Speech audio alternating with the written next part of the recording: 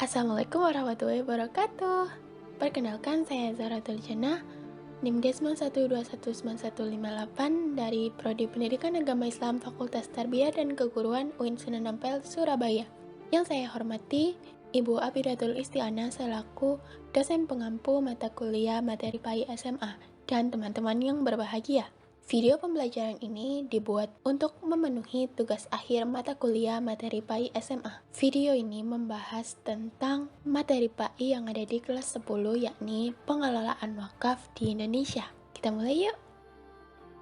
Terdapat 3 subbab yang akan saya bahas di sini. Yang pertama adalah tentang pengertian dasar hukum, rukun dan syarat, serta hikmah wakaf. Yang kedua adalah tentang harta benda dan pemanfaatan wakaf, dan yang ketiga adalah tentang penerapan pengelolaan wakaf di Indonesia.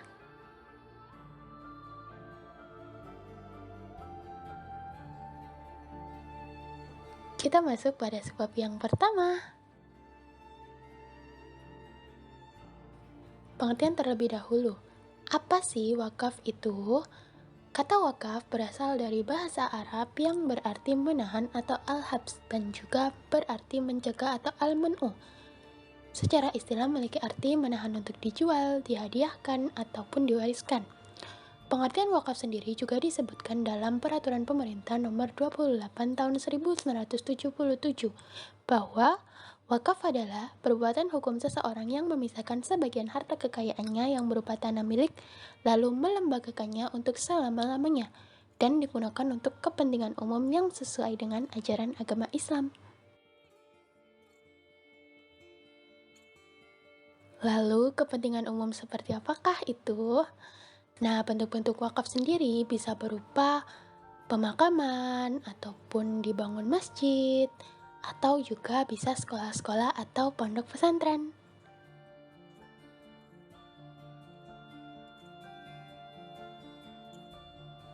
Yang kedua adalah mengenai dasar hukum wakaf. Hukum wakaf sendiri adalah sunnah. Dalil yang menjadi dasar disyariatkannya wakaf bersumber dari Al-Quran dan juga hadis. Dalam Al-Quran sendiri dijelaskan dalam Quran Surat Ali Imran ayat 92 yang berbunyi, A'udzu billahi minasyaitonir rajim. Bismillahirrahmanirrahim. La tanalul birra hatta tunfiqu mimma tuhibbun. Mimma tuhibbuna wa ma tunfiqu min syai'in fa innallaha bihi alim. Yang artinya, kamu tidak akan memperoleh kebajikan sebelum kamu menginfakkan sebagian harta yang kamu cintai. Dan apapun yang kamu infakkan tentang hal itu, sungguh Allah SWT Maha mengetahui.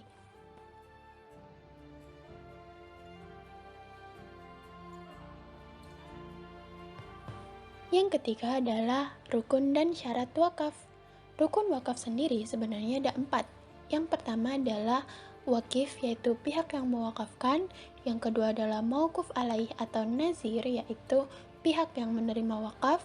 Yang ketiga adalah mauquf bih atau harta benda yang akan diwakafkan. Dan yang keempat adalah sigot, yaitu ikrar atau akad.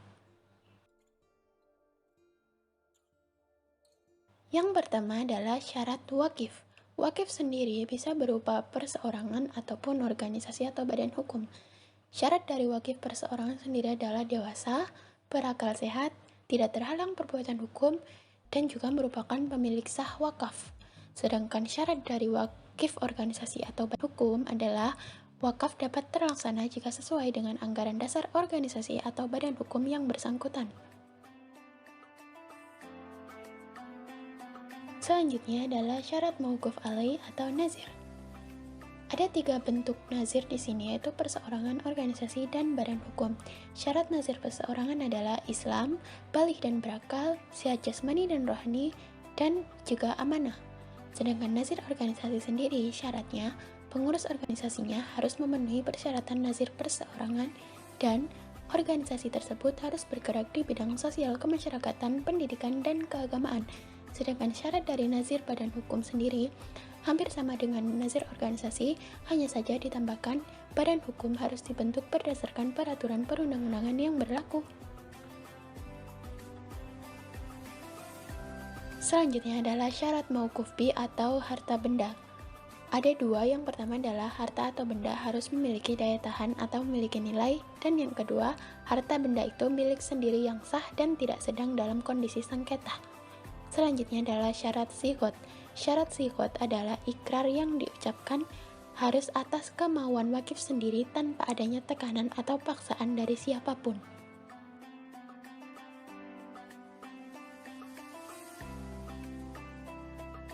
Selanjutnya, kita akan masuk pada hikmah dan keutamaan wakaf. Salah satu keutamaan wakaf ialah wakaf akan dicatat dan dihitung sebagai amal jariah yang pahalanya akan terus mengalir meskipun orang yang mewakafkannya sudah meninggal dunia. Artinya, pemberi wakaf akan tetap menerima pahala selama wakafnya dimanfaatkan oleh orang lain.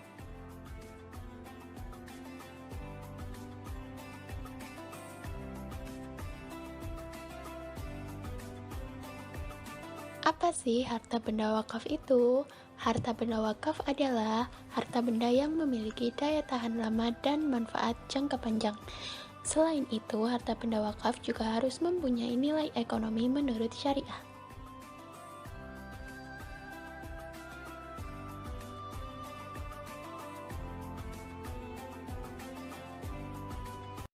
Harta benda wakaf sendiri dibagi menjadi dua, yaitu wakaf benda bergerak dan wakaf benda tidak bergerak. Contoh dari wakaf benda bergerak adalah wakaf uang yang dilakukan oleh lembaga keuangan syariah, kemudian logam mulia, yaitu logam dan batu mulia yang memiliki manfaat jangka panjang. Ada juga surat berharga, kendaraan, hak atas kekayaan intelektual atau HAKI yang mencakup hak cipta, hak paten, merek, dan desain produk industri. Ada juga hak sewa seperti wakaf bangunan dalam bentuk rumah.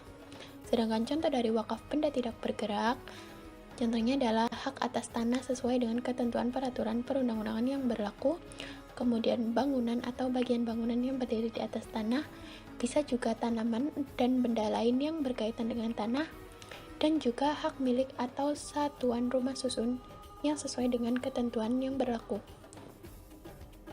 Kita masuk pada sebab yang ketiga, yaitu pengelolaan wakaf di Indonesia.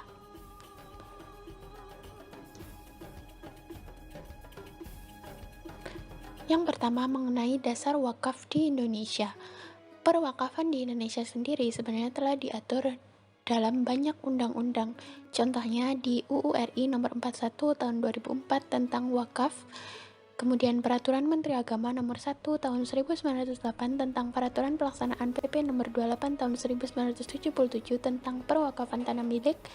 Ada juga dalam Inpres nomor 1 tahun 1991 tentang kompilasi hukum Islam, dan masih banyak lagi contohnya.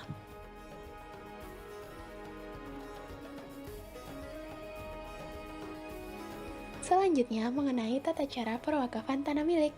Berikut tata caranya. Yang pertama, pihak yang mewakafkan tanah hak miliknya harus datang sendiri di hadapan pejabat pembuat akta ikrar wakaf atau PPAIW untuk melaksanakan ikrar wakaf. Namun, sebelum itu, calon wakif harus terlebih dahulu menyerahkan surat-surat sertifikat, surat keterangan, dan lain-lainnya kepada PPAIW. Lalu, PPAIW akan meneliti surat tersebut untuk memenuhi pelepasan hak atas tanah. Di hadapan PPAIW dan dua orang saksi, wakif harus mengikrarkan dengan jelas, tegas, dan dalam bentuk tertulis. Apabila calon wakif tidak dapat menghadap PPAIW secara langsung, maka dapat membuat ikrar secara tertulis dengan persetujuan dari Kepala Kantor Urusan Agama Kecamatan setempat. Dan yang terakhir, PPAIW akan segera membuat akta ikrar wakaf, lalu mencatatnya dalam daftar akta ikrar wakaf, dan menyimpannya bersama aktenya dengan baik.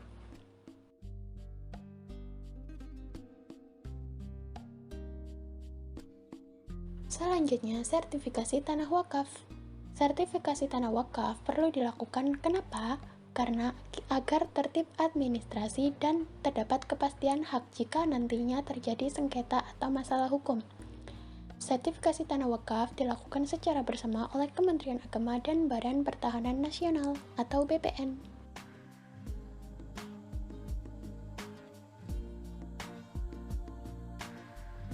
Ruil Select Tanah Wakaf. Apa itu Ruil Select? Ruil selek adalah permintaan untuk menukar guling tanah wakaf dikarenakan alasan tertentu. Ruil selek hanya dapat dilakukan dalam hal-hal tertentu saja dan sebelumnya harus mendapatkan persetujuan dari pemerintah setempat dengan alasan 1. Karena tidak sesuai lagi dengan tujuan wakaf yang diikrarkan oleh wakif, dan 2. Karena kepentingan umum.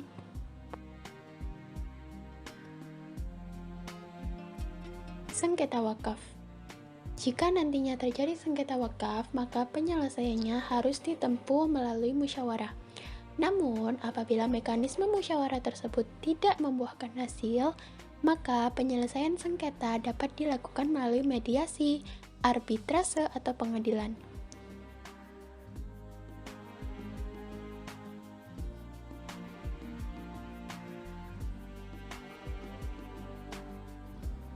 Hak dan kewajiban nazir. Berikut hak dari nazir. 1. Menerima imbalan dari hasil bersih atas pengelolaan dan pengembangan harta benda wakaf yang besarnya tidak melebihi 10%. 2. Menggunakan fasilitas dengan persetujuan Kepala Kantor Kementerian Agama Kabupaten atau Kota. Sedangkan kewajiban nazir 1. Melakukan pengadministrasian harta benda wakaf. 2. Mengelola dan mengembangkan harta benda wakaf sesuai dengan tujuan, fungsi, dan peruntukannya. 3. Mengawasi dan melindungi harta benda wakaf. Dan melaporkan pelaksanaan tugas kepada Badan Wakaf Indonesia.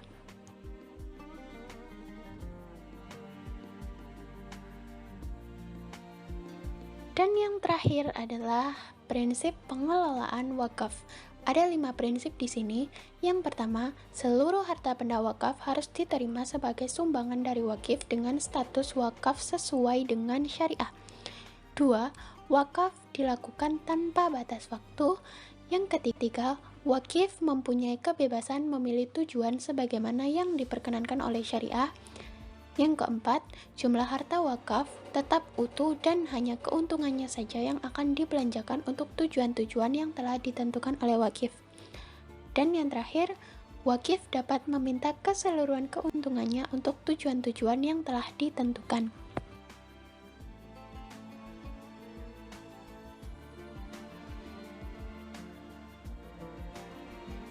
Yeay, alhamdulillah selesai sudah materi kita untuk hari ini.